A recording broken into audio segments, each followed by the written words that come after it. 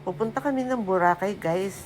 Ayan, delayed ang flight namin. Nakita ng asawa ko si Dagul at ako umawra na lang para hindi kami mainip sa delayed flight. At finally, boarding na din. So, aurahan pa din, di ba? Ang sinakyan nga pala namin ay Air Asia. So, ayan, nahanap na namin yung aming seat. Ayan, so aura muna ulit tayo. Ayan, magte-take off na ang eroplano.